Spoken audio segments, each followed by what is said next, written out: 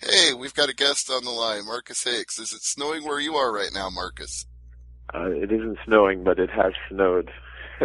Yeah, it's quite cold this week. I believe we're getting record temperatures all across the United States. And where are you located anyway? I've completely forgotten. I apologize. I'm actually located in YEG in Edmonton, Alberta, Canada. Oh, It's so about -5, -6 outside with snow on the ground right now. yeah, okay. You're definitely getting it worse than we are in the 50 states, then. So my apologies to you. But hey, I guess I That's got what I got the same weather here right now. It's about with the wind chill. It's about -15 with the wind, and we got about 5 or 6 centimeters of snow on the ground. So we're the same as Edmonton right now.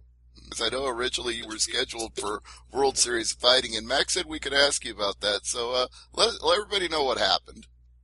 I was signed to fight Michael Hill he had fought on The Ultimate Fighter, and I had missed weight by 1.2 pounds, and he turned down fighting me. So I've never had that happen or seen it. It was my bad for missing weight. Obviously, that's unprofessional, but I've also never seen someone turn down a fight over a pound before. Yeah, I'm surprised he didn't just say, if he can't make the weight, I'll take a 10%, cut in his purse and I'll take it in mine. Most fighters will agree to that. In fact, later in that card, up toward the main event, Justin Gaethje and Melvin missed weight by 3 pounds and they agreed to like 50% of his purse. I'm sure for 1 pound, they wouldn't have asked you for that much. The way it usually goes, it actually depends on the athletic commission that you're dealing with, the city commissions that clear us for fighting. And in Edmonton, where it was actually the World Series previous to number 15, it was number 14, where the main event was Jake Shields and Ryan Ford. Mm-hmm. And I missed. You're given a pound. I was over that 1 pound. You're given by 1.2.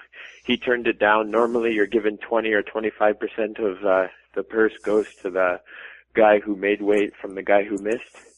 He had the opportunity to turn it down, which he did. Yeah, it's just kind of crazy. I'm really surprised that he would be that upset over 1 pound. But since you went ahead and said yourself, that you're apologetic for that you missed the weight. But what do you feel caused that? I mean, do you think you were just having a bad cut and you couldn't handle getting any more water weight off, or what do you think led to that? I truly think I could have made the weight if I took more time to do it and did things. It wasn't actually that hard a cut at all. I thought I was actually pretty close to weight. It was my mistake. I should have cut to a healthy, known I was well within weight. I cut to the 1 pound over on the scale I was using, and ultimately it was my bad. I know I could have made the weight, and I should have made the weight. It's the first time that I've actually in my entire career, actually since I was in high school, it's the first time I've been in the 170s. So I should have maybe planned and organized and I guess carried it out better. Now, I know with some commissions, especially here in the United States, they will let you have up to 2 hours to cut a little extra weight. But I guess that wasn't an option in Edmonton. They don't allow it, or what was the deal? What they do is they actually give you an hour to cut weight. See, my problem wasn't with him turning down the fight. My problem was with the way they went to turning down the fight. They had given me the impression that I'd missed the 1 pound. They were good with it, that they were going to take the fight. Even the Canadian promoter from World Series of Canada, he thought they were taking the fight. He had also said it. And me, under the impression they were taking it, had started to rehydrate. Oh. So I'd drinking coconut water and a Pedialyte. And then all of a sudden, these guys want me to cut.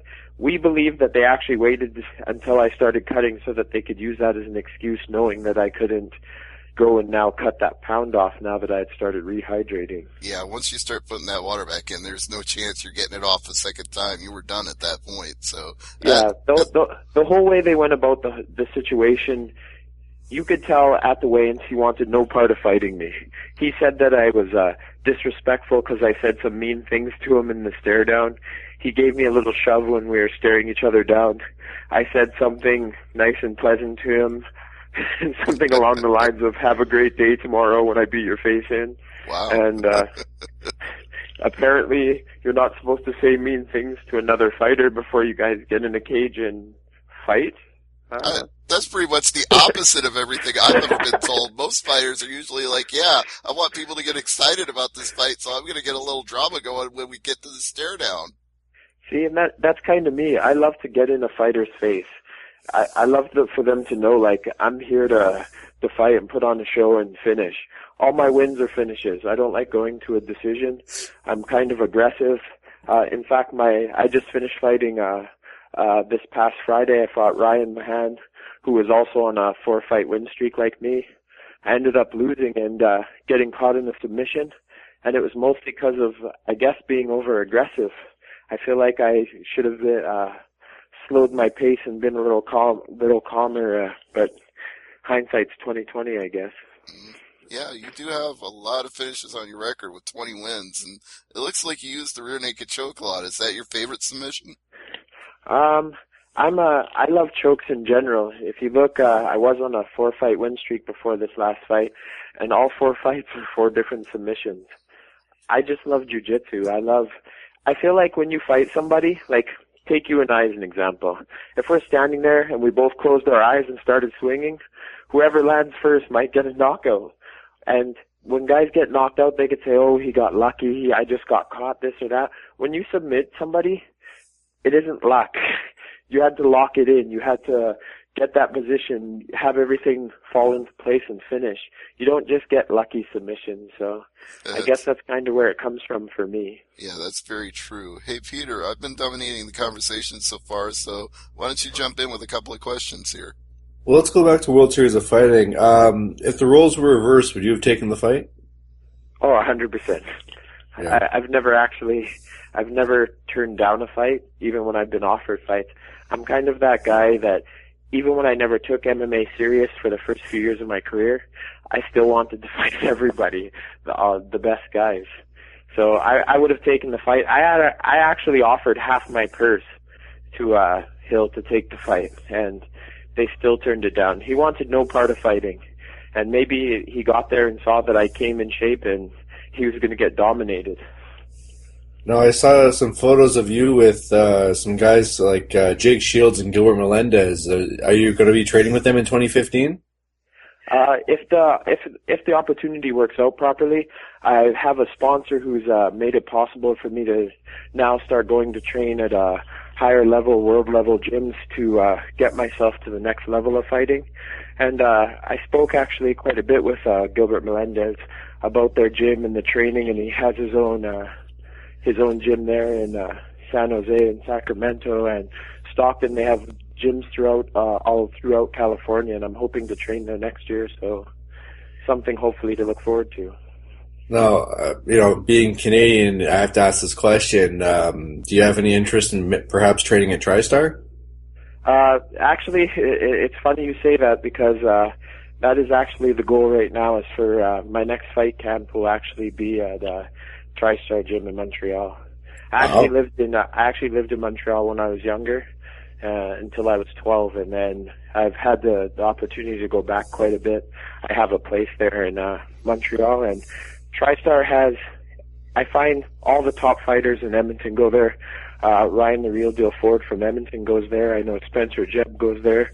I've known Rory McDonald since he was 16, and I know look at the world beater he's become training at TriStar. I mean, he was phenomenal before that, but they've really turned him into one of the top guys in the world. I can't see myself doing anything but benefiting from being there. Do you see yourself fighting for World Series of Fighting again down the road, or is that door closed at the moment? I would say maybe down the road. For me, there are other organizations that I would like to fight for. There's other things that I'm focused on. World Series, if a fight came up, I would always be, I would love to fight Michael Hill. It doesn't have to be World Series. I would fight him in your backyard if you sold tickets and had a fence and could get the commission to clear it. I mean, it's about guys, not necessarily events. No, I hear you. Being in Alberta, I'm sure you've you've, I'm not, oh, let me rephrase that. Do you prefer fighting in a cage or a ring? Oh, 100% for me, I would say a cage. And I've had the opportunity to fight in both. Is it just more enclosed, or just your fighting style benefits more from a cage? Definitely my fighting style benefits from a cage, but I also feel like there's a lot less opportunities for stops or interruptions. If you shoot a takedown, you go flying through the ropes, falling on the ground if you're working on submissions, or say you're in a good position and you work and you get outside the ring. The cage stops you. There's nowhere to go. You work that position.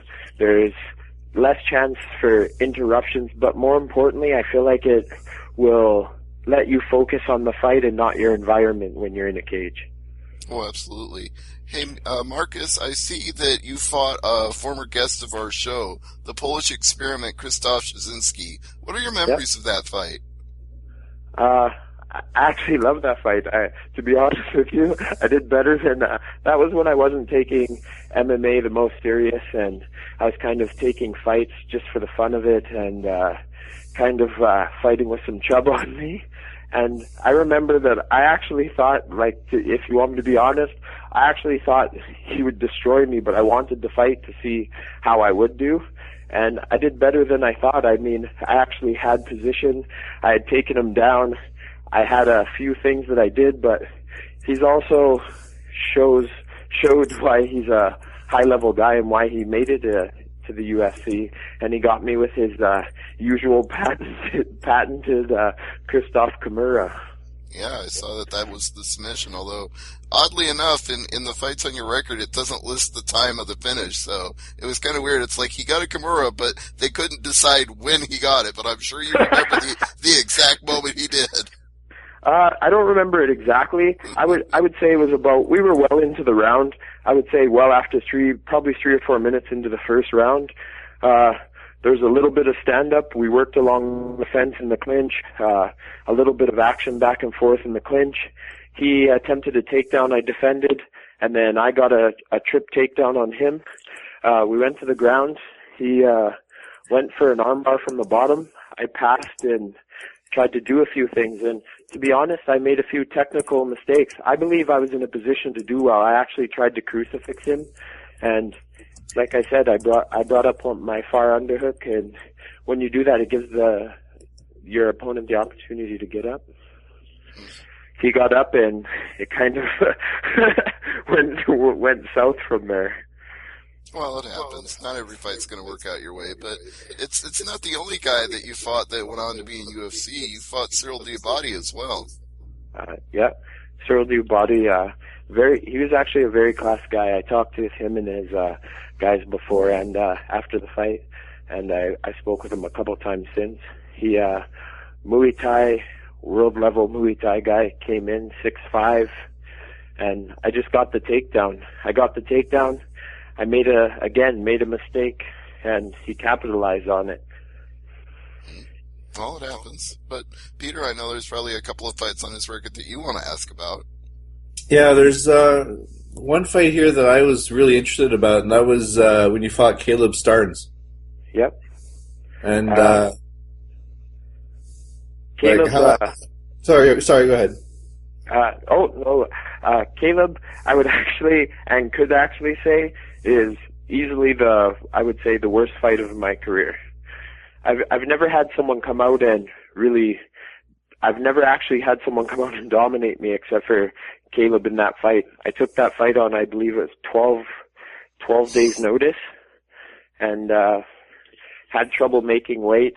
And then when we got to the fight, he really came out hard, put it on me, took me down, did what he does, his jiu-jitsu, ended up beating me, I think, 1.5 minutes, 2 minutes. Very poor fight for me. A lot of those fights, the thing for me that I wish is, it's easy to say I go back and have all those fights again, but a lot of those fights when I had the opportunity to fight top guys, I wasn't actually training in an actual MMA gym.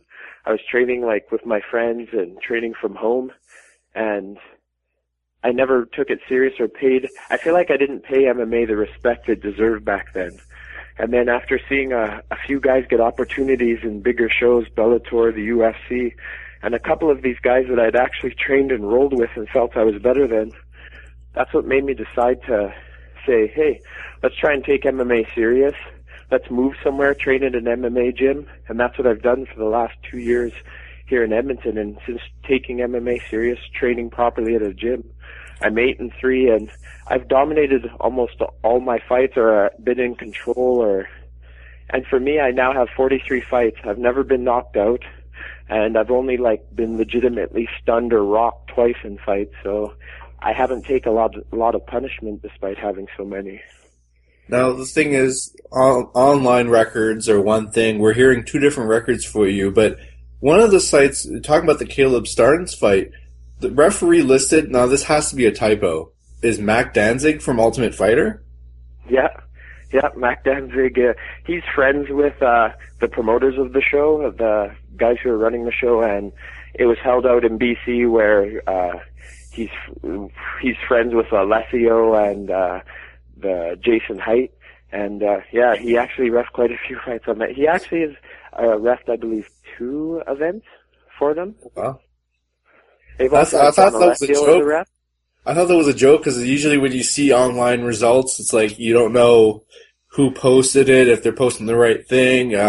But we had Shannon Rich on, and he was talking about his record, and he's like, actually, my record is this, not what's posted online.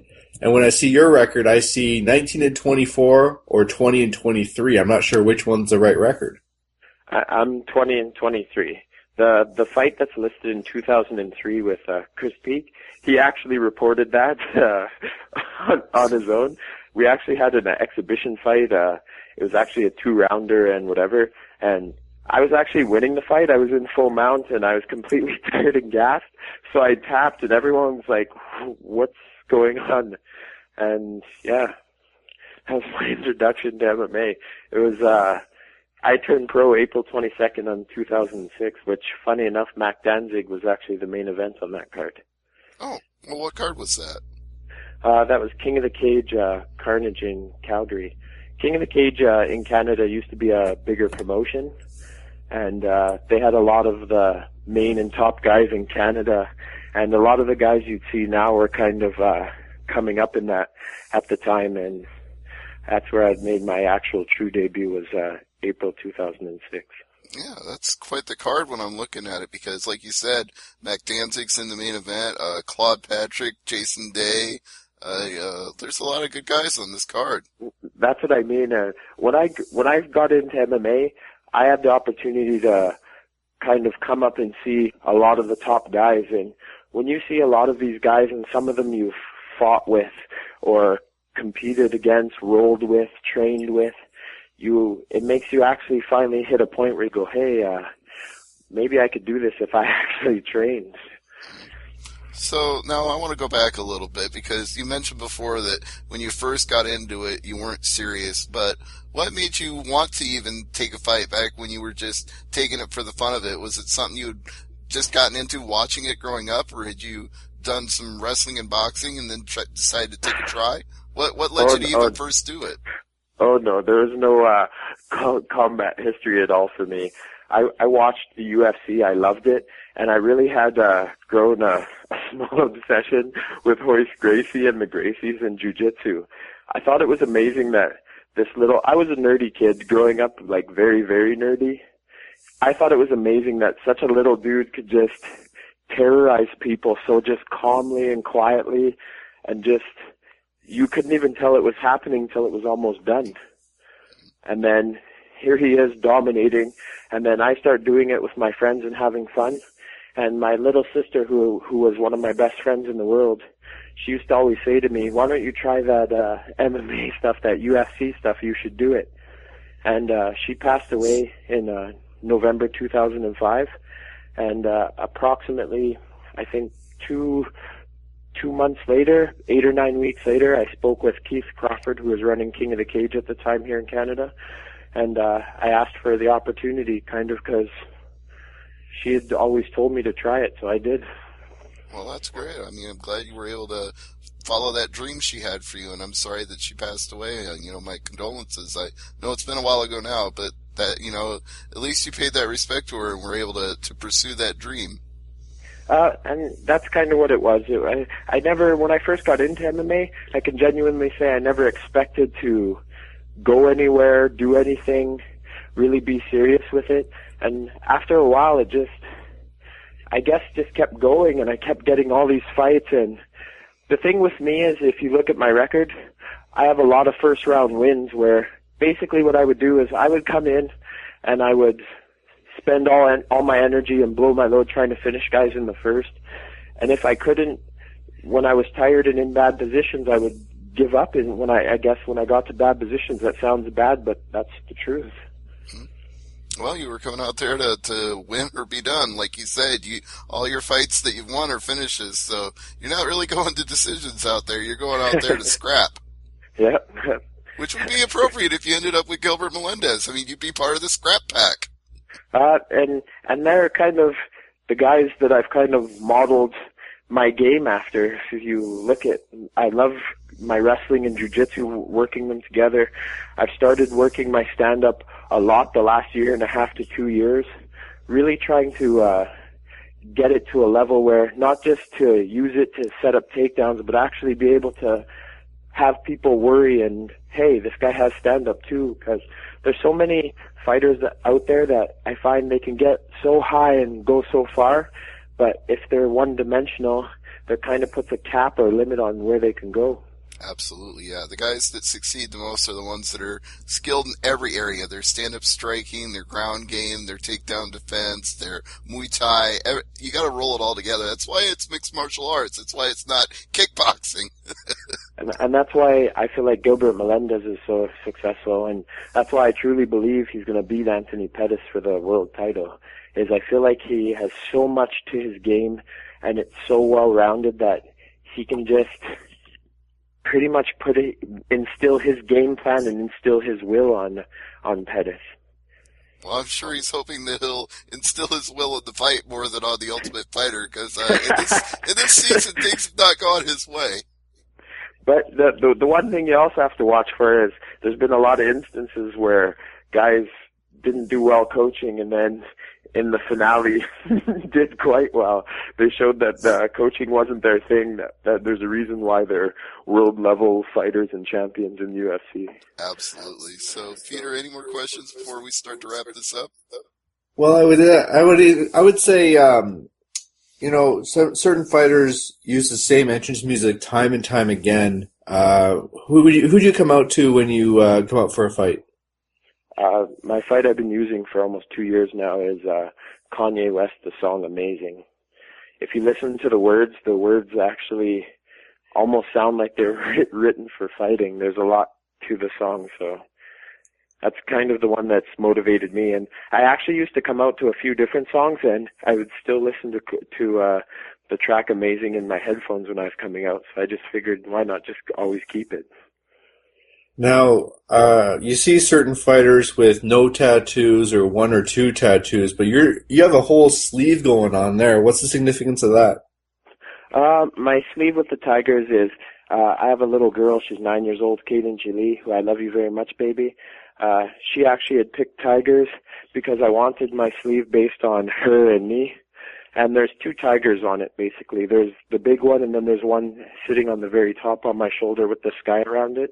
And it basically represents that I clear a path in life so that my daughter can sit on top of the world. Nice. That's awesome. I'm kind of, like I said, I'm kind of nerdy, so things have to mean something to me. I'm not a big fan of people getting tattoos that have no meaning or value to them. They just, like one of my friends, I swear to you, got Lyoto Machida tattooed on his forearm. And I'm like, why did you do that? I go, you don't even fight. He's like, yeah, but he's so sick. And I'm like, yeah, let's see when you're 70 or 80 if you won't even remember who that guy was. Well, good thing it wasn't War Machine. Yeah, good thing it wasn't. Or good thing it wasn't that Johnny Cash tattoo that we've made fun of so many times. That's great. Yeah. Now, my final question is there any country that you would like to fight in the future that you haven't yet so far? To be absolutely honest, I had been offered a fight in M1 before. I would love to fight in Russia, but more than anything, I would love to fight in Asia. The Philippines, I have some really close friends, Asian friends and Filipino friends. I would love to fight for someone like 1FC who fights in Singapore and in the Philippines. And it sounds strange. The U.S. is such a big market, and I've always thought to myself of why not build everything around that market until you're at the highest level to fight there. I don't know if that makes sense. Oh, that does. So, I guess my final question for you, Marcus, would be, I know you've had a fight just recently, so you're probably not going to get back in the cage right away, but is there anybody coming up that you can promote, or are you still in negotiations for your next fight? I'm still in talks, but we had already discussed it somewhat. I'm supposed to be fighting on New Year's Eve in a main event of a card. I can't say, but I'll be fighting at 185, and I'll be finishing this one in 2 or 3 minutes. All right. Well, we'll look forward to that. I hope it's a card we'll be able to watch on TV. And I guess social media plugs would be the last thing. Let's get out the information so people who listen to this interview can follow you and hear more about your upcoming fights. Yeah, you can, my profile on Facebook is Marcus, LMA Hicks. On Twitter, I'm at MMA Marcus Hicks. And on Instagram, I'm at LMA for the number 4 life. And, yeah. And I wanted to say thank you real quick, please. My 3 main sponsors, I have the opportunity to train full time and focus on fighting where I train 2 or 3 times a day. And the people that make that possible are very important, and I have to say a very big thank you to Lucas Wickwicki and Backyard Construction. These guys have been my sponsor for 2 years, and he's actually the one that's made it possible for me to go train at TriStar in a high-level gym. Bombshell Bronze with Monica Cameron and Evan Cameron. Amazing people, and these people have become more than just a sponsor. They're actually some of my best friends in Edmonton since I've been here. And Hemperfy. Hemperfy is a all-natural products store where I get oil. I get my hemp seed oil, and I also get hemp seed from it for my diet, which has helped me become lean and be extra healthy. And I want to thank Colin. Those 3 really make it possible for me to be a proper professional MMA fighter now. Awesome. Well, glad your sponsors are hooking you up like that, and hopefully after the New Year's fight we can have you back on and talk about how that went, and if it doesn't happen and it's not worked out, we'll talk to you sometime around your next fight, whenever that might be. Oh, that would be amazing. I'd love to come on again, and it was great talking to you guys, and thanks for having me. I appreciate it a lot. Our pleasure, Marcus. Thanks for joining us today.